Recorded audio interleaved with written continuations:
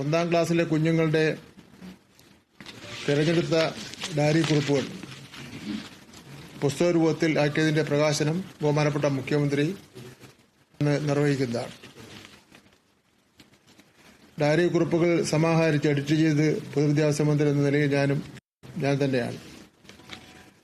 കുഞ്ഞുങ്ങളുടെ ഡയറി കുറിപ്പുകൾക്കൊപ്പം രക്ഷിതാക്കളുടെയും അധ്യാപകരുടെയും പ്രതികരണങ്ങളും പുസ്തകത്തിൽ ഉണ്ട്. ഇന്നിപ്പോൾ ചില മാധ്യമങ്ങളിലൊക്കെ വന്നതിന്റെ അടിസ്ഥാനത്തിൽ ദേശീയ മാധ്യമങ്ങളിലൊക്കെ തന്നെ വലിയ വാർത്തയായിട്ട് വന്നിട്ടുണ്ട്. 100 കുട്ടികളുടെ ഡയറി കുറിപ്പാണ് ഒന്നാം ക്ലാസ്സിലെ, അവരുടെ കഥയും കവിതയും കഥ രൂപത്തിൽ തന്നെ പകർത്തിയിരിക്കണം. അത് ഉദ്ഘാടനം കഴിഞ്ഞ് 23-ാം തീയതി തരാം എല്ലാ പത്രക്കാർക്കും ഒരേ കോപ്പി.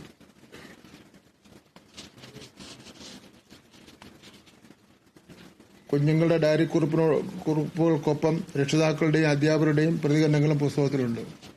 ക്ലാസ് മുറികളിൽ പ്രത്യേകിച്ച് ഒന്നാം ക്ലാസ്സിൽ നടക്കുന്ന ഭാഷാ പഠന പ്രവർത്തനങ്ങളുടെ മികവിനെ അംഗീകരിക്കുവാനും സ്വതന്ത്രമായ എഴുത്ത് തുടങ്ങിയ ഒന്നാം ക്ലാസ്സിലെ കുട്ടികളെ പ്രോത്സാഹിപ്പിക്കാനുമാണ് ഇത്തരത്തിലൊരു പുസ്തകം പുറത്ത് ഇറക്കിയിട്ടുള്ളത്. മുൻ വിദ്യാഭ്യാസ മന്ത്രി MA ബേബിയാണ് പുസ്തകത്തെ പരിചയപ്പെടുത്തുന്നത്. പുസ്തകത്തിന്റെ പ്രകാശനം ഏപ്രിൽ മാസം 23 ഉച്ചയ്ക്ക് 12 മണിക്ക് 2025-26 അധ്യയന വർഷത്തെ സ്കൂൾ പാഠപുസ്തക വിതരണത്തിന്റെ സംസ്ഥാനതല ഉദ്ഘാടന ചടങ്ങിൽ വെച്ച് കോട്ടകൽ സ്കൂളിൽ നടക്കും. ആ ചടങ്ങിൽ വെച്ച് ഉദ്ഘാടനം ചെയ്യും.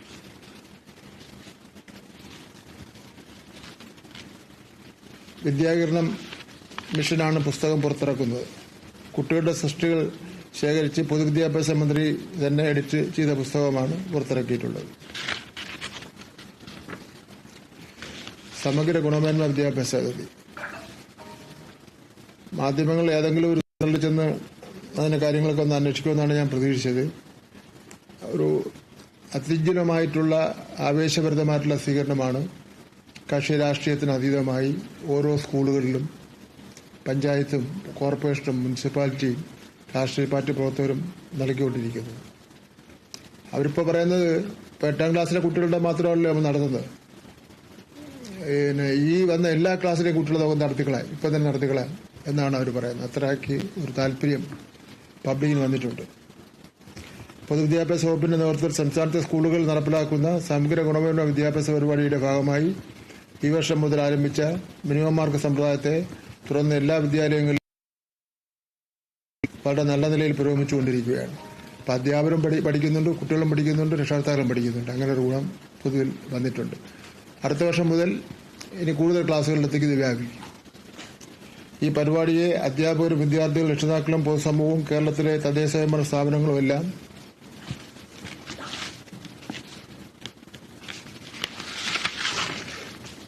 വലിയ സന്തോഷത്തോടു കൂടിയാണ് ഏറ്റെടുത്തിട്ടുള്ളത്. പൊതുസമൂഹം ഈ പരിപാടിയെ വലിയ പിന്തുണ നൽകുന്ന കാഴ്ചയാണ് കേരളത്തിലെ എല്ലാ ജില്ലകളിൽ നിന്ന് നമുക്ക് ലഭിക്കുന്ന റിപ്പോർട്ടുകൾ സൂചിപ്പിക്കുന്നത്. അധ്യാപകരുടെ നേതൃത്വം നടക്കുന്ന പഠന പിന്തുണ ക്ലാസുകൾക്ക് വിദ്യാഭ്യാസ ഓഫീസർമാരും സമഗ്ര ശിക്ഷ കേരളവും വലിയ പിന്തുണയാണ് നൽകിക്കൊണ്ടിരിക്കുന്നത്. എല്ലാ ജില്ലയിൽ 14 ജില്ലകളിൽ ഒരു ജില്ലാ ഓഫീസർമാർ ചുമതലപ്പെടുത്തിയിട്ടുണ്ട്. ഇത് എല്ലാ സ്ഥലത്തും ചെന്ന് പരിശോധിക്കാൻ വേണ്ടിയല്ല.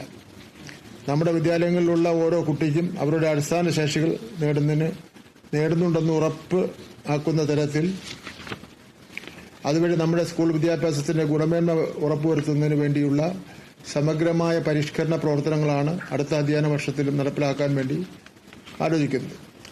പഠന പിന്തുണയുടെ ഭാഗമായിട്ട് ഈ വിദ്യാർത്ഥികൾക്കുള്ള പുനഃപരീക്ഷകൾ അടുത്ത ആഴ്ച മുതൽ തന്നെ ആരംഭിക്കുന്നതാണ്. ഈ കുട്ടികളുടെ പരീക്ഷ ആരംഭിക്കുന്നതാണ്. ഈ പ്രവർത്തനത്തിന്റെ ഇതൊരു തുടക്കമാണ്. എന്തെങ്കിലും ഒരു കുറവുകളൊക്കെ ചിലപ്പോൾ പല ഭാഗങ്ങൾ വന്നെന്ന് വരും. പക്ഷെ എന്തായാലും നമ്മളതിന് പിന്നോട്ടില്ല, നമ്മൾ മുന്നോട്ട് തന്നെയാണ് പോകുന്നത്. ഈ പ്രവർത്തനത്തിന്റെ വിജയം സൂചിപ്പിക്കുന്നത് നമ്മുടെ താഴെത്തട്ടിലുള്ള ക്ലാസുകളിൽ നിന്ന് തന്നെ ഇത്തരത്തിലുള്ള പഠന പിന്തുണ പരിപാടികൾ ഓരോ പരീക്ഷ കഴിയുമ്പോഴും നടപ്പിലാക്കണമെന്നുള്ളതാണ്.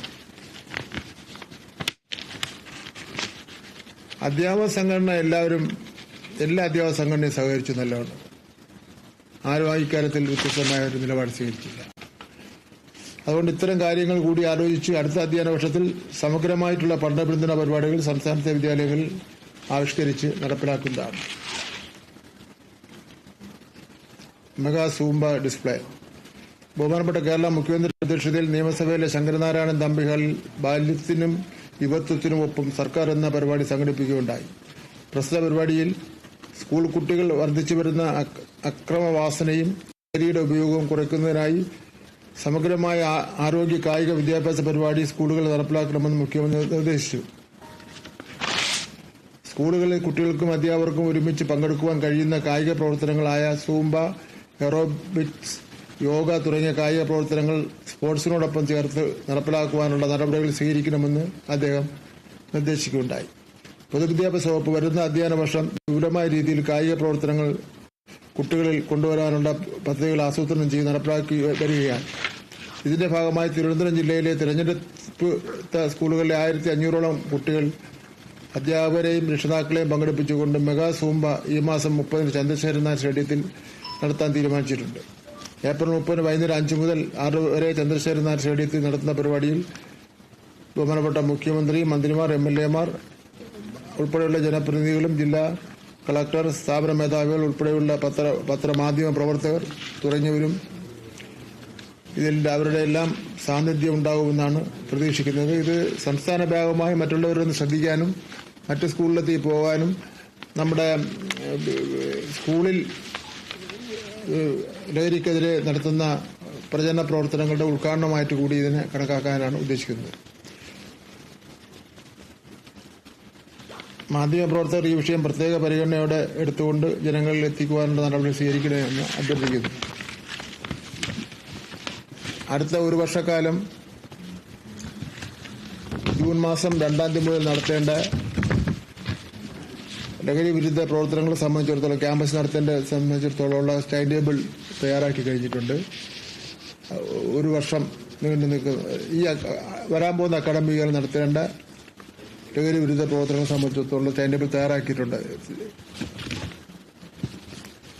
ഫുട്ബോൾ സംസ്ഥാന സർക്കാരിന്റെ ലഹരിമുക്ത നവകേരളത്തിന്റെ ഭാഗമായി വിദ്യാർത്ഥികളിൽ ലഹരി വിരുദ്ധ മനോഭാവവും ശാരീരിക മാനസിക ആരോഗ്യവും വളർത്തിയെടുക്കുക എന്ന ലക്ഷ്യം മുൻനിർത്തി പൊതുവിദ്യാഭ്യാസ വകുപ്പ് തിരുവനന്തപുരം ജില്ലയിലെ 10 വിദ്യാലയങ്ങളിൽ കൊമ്പൻ സ്പോർട്സ് ഫൗണ്ടേഷനുമായി ചേർന്ന് സംഘടിപ്പിക്കുന്ന ഫുട്ബോൾ പരിശീലന ക്യാമ്പുകളുടെ ഔദ്യോഗിക ഉദ്ഘാടനം ഏപ്രിൽ മാസം 21 വൈകിട്ട് 4 മണിക്ക് തൈക്കാട് ഗവൺമെന്റ് മോഡൽ ഹൈസ്കൂളിൽ നടക്കുകയാണ്. ഇതിലെ ഫണ്ടെല്ലാം മുഴുവനും ചെലവഴിക്കുന്നത് കൊമ്പൻസ് ആണ് ചെലവഴിക്കുന്നത്. തീരദേശത്തുള്ള പ്രധാനപ്പെട്ട 10 സ്കൂളാണ് തിരഞ്ഞെടുത്ത്.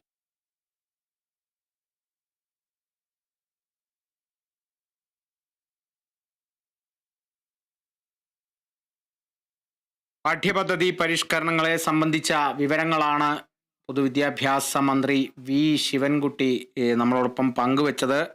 16 വർഷത്തിന് ശേഷമാണ് പാഠപുസ്തകങ്ങൾ പരിഷ്കരിക്കുന്നത്. അതോടൊപ്പം തന്നെ നിരവധി വിവരങ്ങളും കൂടി മന്ത്രി വി ശിവൻകുട്ടി പങ്കുവച്ചിട്ടുണ്ട്. ജൂൺ 2-ന് സ്കൂൾ തുറക്കുമെന്നുള്ള വിവരം ലഭിക്കുന്നു. അതോടൊപ്പം മെയ് 10-ന് മുൻപേ തന്നെ പാഠപുസ്തകങ്ങളെല്ലാം കുട്ടികളിലേക്ക് എത്തിക്കുന്ന നടപടികളും സ്വീകരിച്ചു കഴിഞ്ഞു. അതോടൊപ്പം തന്നെ ലഹരി ബോധവൽക്കരണത്തെ സംബന്ധിച്ചുള്ള നിരവധി പരിപാടികളും വിദ്യാഭ്യാസ വകുപ്പിന്റെ ഭാഗത്തു നിന്നും ക്രമീകരിച്ചിരിക്കുന്നതായിട്ടുള്ള വിവരങ്ങളും കൂടി നമുക്ക് ലഭിക്കുന്നു.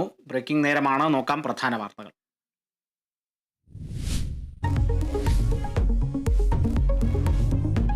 സിനിമാ മേഖലയിൽ ലഹരി ഉപയോഗം വ്യാപകമെന്ന് നടൻ ഷൈൻ ടോം ചാക്കോ. താൻ മാത്രമല്ല ലഹരി ഉപയോഗിക്കുന്നതെന്ന് മൊഴി. സിനിമാ